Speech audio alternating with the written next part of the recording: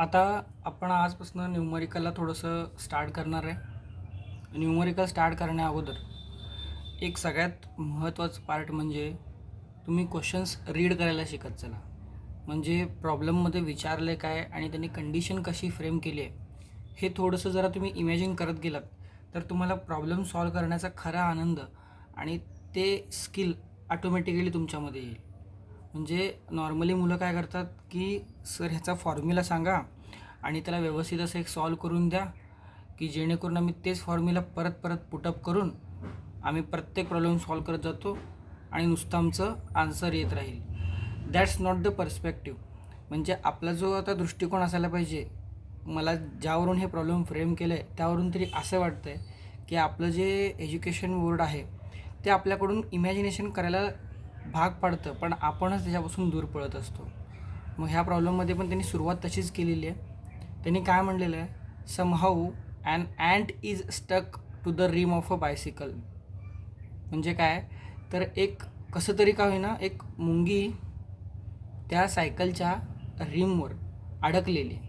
म्हणजे इनडायरेक्टली ते हे सांगतायत की आपल्याला एका पार्टिकलचं जे आपण इतके दिवस बोलत होतो एका पार्टिकलचं मोशन बघायचं आहे, एका पार्टिकलचं मोशन बघायचं आहे, तर त्या मुंगीला त्यांनी पार्टिकल असं इमॅजिन करा म्हणलेलं आहे आणि ते एका सायकलच्या रिमवरती अडकलेलं आहे. तर त्यावरून आपल्याला हे बाकीचे लॉज वापरून आपल्याला त्या मुंगीच्या बाबतीत मुंगीच्या मोशनचं अभ्यास करायचं आहे. व्हाईल द बायसिक आणि इथं डायमीटर देखील दिलेलं आहे बघा 1 मीटर म्हणून. आता ह्याचं गरज लागेल नाही लागेल ते पूर्ण प्रॉब्लेम वाचल्यानंतर तुम्हाला कळणार आहे. कारण काही जण काय करतात की जो डाटा दिलेला आहे तो सगळीकडे यूजच व्हायला पाहिजे अशा भ्रमात असतात. But it is not necessary. कधीकधी सुपरफ्ल्युअस डेटा देखील देतात, म्हणजे त्याचं उपयोग प्रॉब्लेममध्ये कुठं होणार नसते तरी देखील तुम्हाला देतात कन्फ्यूज करण्यासाठी. सो एक ओळ तरी वाचली आपण की एक मुंगी एका सायकलच्या चाकाच्या रिममध्ये फसलेली आहे, ज्याचं डायमीटर 1 मीटर आहे. तरी देखील आपण तुमच्या समाधानासाठी लिहून घेऊया की diameter is equals to 1 metre दिलेलं आहे. ठीक आहे. While the bicycle is on a central stand, the wheel set into rotation.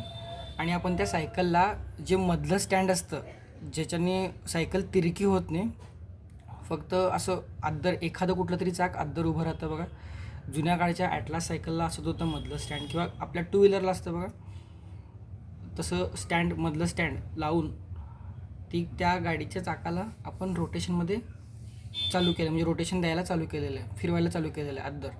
म्हणजे खाली नॉर्मल रिॲक्शनचा विषय येणार नाही. आता फिरवायला चालू केल्यानंतर it attains the frequency of 2 revolutions per second in 10 seconds. आता ह्या वाक्याला खूप महत्त्व आहे. ठीक आहे. It attains the frequency of 2 revolution in 10 second. आता हे काय म्हणू इच्छित आहेत की तुमचं जे तुम्ही जेव्हा चाकाला त्या रोटेशनमध्ये सेट केलात तर ते रोटेशन सुरू होते, म्हणजे 0पासून सुरू होते आणि 0पासून ते 2 रेव्होल्युशन्स पर सेकंडमध्ये येते. आणि रेव्होल्युशन्स पर सेकंड दिले म्हणजे हे ॲंग्युलर फ्रिक्वेन्सी दिली आहे तुम्हाला, नॉर्मल फ्रिक्वेन्सी दिली आहे, त्याचं तुम्हाला ॲंग्युलर फ्रिक्वेन्सीमध्ये कन्व्हर्जन करायचं आहे. आणि ॲंग्युलर फ्रिक्वेन्सी नंतर तुम्हाला त्याचं ॲक्सेलरेशन म्हणा बाकीच्या गोष्टी मिळून जातील. मग मी काय म्हणतो की ह्याची जी स्पीड होती ती सुरुवातीला फ्रिक्वेन्सी जी होती ती सुरुवातीला 0 होती, म्हणजे काही फिरत नव्हतं, आणि नंतर ते 2 रिव्होल्युशन्स पर सेकंडनी फिरायला लागलं. किती वेळामध्ये? 10 सेकंदामध्ये.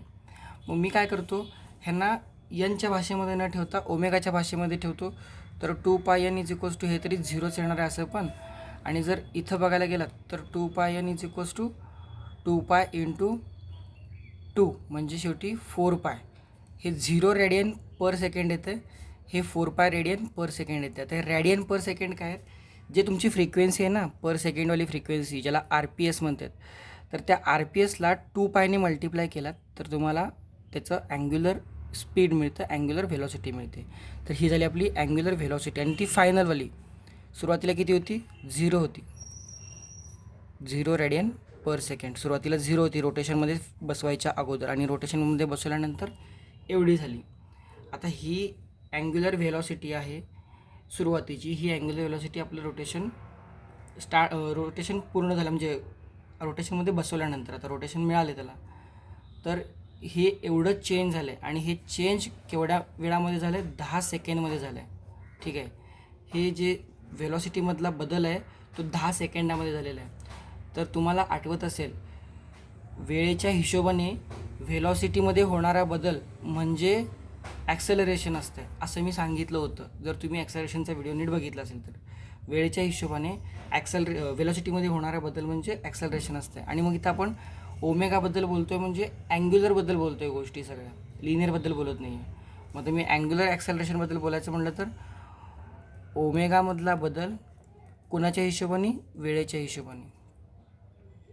ठीक आहे.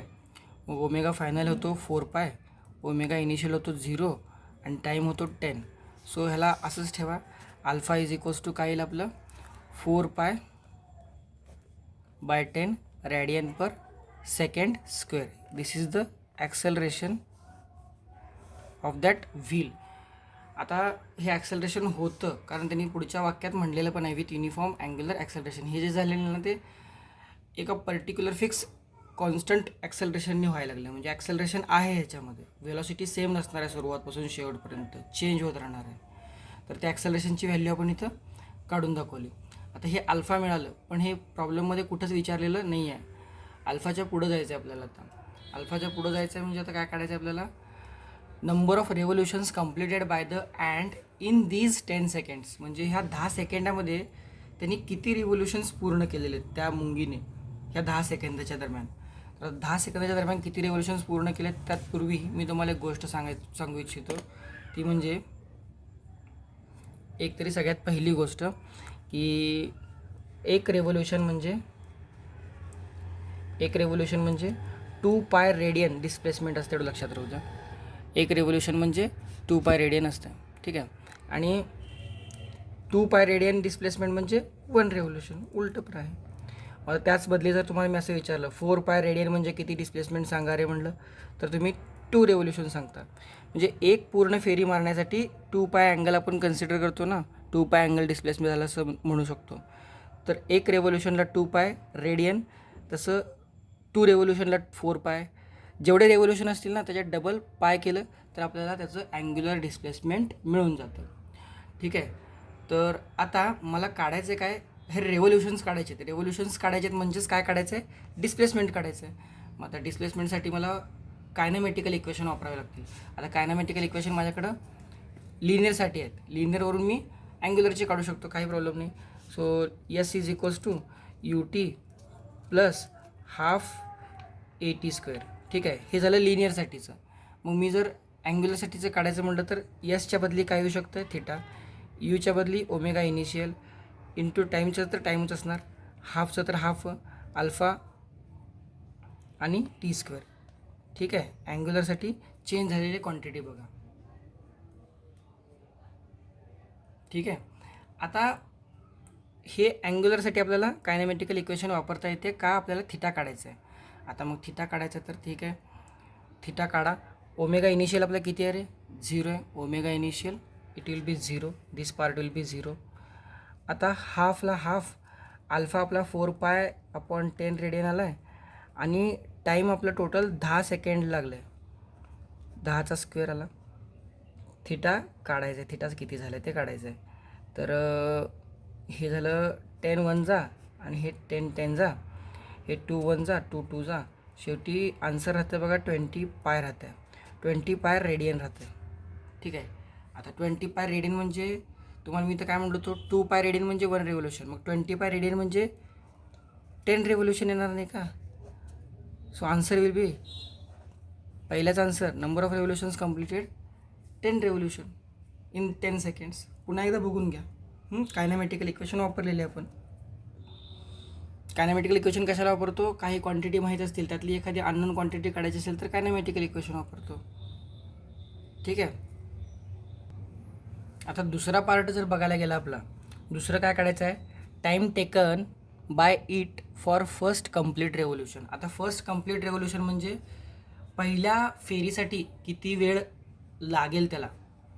मग आता आपल्याकडं काय काय आहे? एकतरी सुरुवातीचं स्पीड आहे आणि ॲक्सेलरेशन आहे आपल्याकडं, टी काढायचं आहे आणि किती रेव्होल्यूशन म्हणले, पहिल्या रेव्होल्यूशन म्हणजे त्या पहिल्या रेव्होल्यूशनसाठी जेवढं थिटा लागतं आहे म्हणजे ते 2π, ते 2π आहे आपल्याकडं. म्हणजे परत हीच कायनेमॅटिकल इक्वेशन आपण वापरणार आहे. Theta is equals to omega initial into time plus half alpha T square. ठीक आहे. तर आता ह्याच्यामध्ये परत ही व्हॅल्यू 0 होणार. ठीक आहे. आणि अल्फा आहे तोच असेल. फक्त आता इथं जे आपण थिटा काढलं होतं ना, आता इथं टाईम काढायचं आहे किती थिटासाठी, 2π थिटासाठी. 2π थिटा का बरं? कारण त्यांनी काय म्हणलं म्हणताना की time taken by it for first complete revolution. First complete म्हणजे जे फर्स्ट कंप्लीट रेव्होल्यूशनला अँगल आपण किती कवर करणार आहे, 2π रेडियन कवर करणार आहे. एका रेव्होल्यूशनला 2π रेडियन कवर करणार आहे. आणि सुरुवातीची वेलॉसिटी 0 आहे. तर हाफ 4π/10 इंटू टी स्क्वेअर. आता इथं तुम्हाला टाईम काढायचा आहे. मगाशीच्या क्वेश्चनमध्ये टाईम दिला होता, थिटा काढायचा होता. तर ह्या थिटा दिला आहे त्यांनी आणि तुम्हाला त्याला किती वेळ लागणार आहे ते काढायचं आहे. हे 2 जा होईल, हे 1 जा होईल, हे 2 गेलं cancel. T square is equals to 10. So T is equals to √10 seconds येईल. ठीक आहे. ह्यातल्या ह्या दुसऱ्यामधल्याचं पार्ट काय येईल, √10 second. Time is equals to √10 second पहिल्या रेव्होल्यूशनसाठी. आता त्यातच अजून एक छोटासा पार्ट आहे की लास्ट कंप्लीट रेव्होल्यूशनसाठी किती येईल. मग ते काढण्यासाठी तुम्हाला आता एकतरी त्या 9 रेव्होल्यूशन्सचं नंतरचं अँग्युलर वेलॉसिटी माहीत नाही आहे. मग हे काढण्यासाठी तुम्हाला थोडंसं एक डोकं लावायचं आहे, कृती वापरायची आहे, ट्रिक वापरायची आहे. ती म्हणजे काय की तुम्ही काय करा, तुम्हाला 10 रेव्होल्यूशन्स होत आहेत माहीत आहे ना तुम्हाला. का बरं? त्यांनी सांगितलेलं आहे 10 सेकंडमध्ये 10 रेव्होल्यूशन्स होत आहेत. म्हणजे टोटल टाईम तुम्हाला किती लागतं आहे, 10 सेकंड लागत आहे. पहिल्यासाठी √10 सेकंड लागत आहे. मग तुम्हाला सुरुवातीपासून जर तुम्ही काढायला गेलात तर तुम्हाला सोपं पडतं आहे. त्यामुळे तुम्ही काय करा, आता 9 रेव्होल्यूशन्सचं काढा. कळतं आहे का? 9 रेव्होल्यूशन्सचं काढा. टोटल 10 रेव्होल्यूशन झालेत. 10 रेव्होल्यूशनसाठी तुम्हाला किती टाईम लागतं आहे माहीत आहे? 10 रेव्होल्यूशनसाठी 10 सेकंड लागतं आहे. तुम्ही 9 रेव्होल्यूशनसाठीचं टाईम काढा आणि ह्या 10 सेकंडामधून त्या 9 रेव्होल्यूशनला लागलेला वेळ वजा करा. म्हणजे तुम्हाला शेवटच्या रेव्होल्यूशनला लागलेला वेळ मिळेल. कळतं आहे का? हे 10 रेव्होल्यूशन्सला लागलेला एवढा वेळ आहे, 9 रेव्होल्यूशन्सला लागलेला एवढा वेळ आहे. तर तुम्ही ह्यातून हे वजा करा, तुम्हाला शेवटच्या रेव्होल्यूशनचा लागणारा वेळ मिळेल. तुम्ही डायरेक्टली काढू शकत नाही, तुम्हाला हे असं काढावं लागेल. ठीक आहे. मग 9 रेव्होल्यूशन्सचं म्हटलं की 9 रेव्होल्यूशन म्हटलं थिटा किती येणार, 18π येणार. ठीक आहे. थिटा 18π येईल.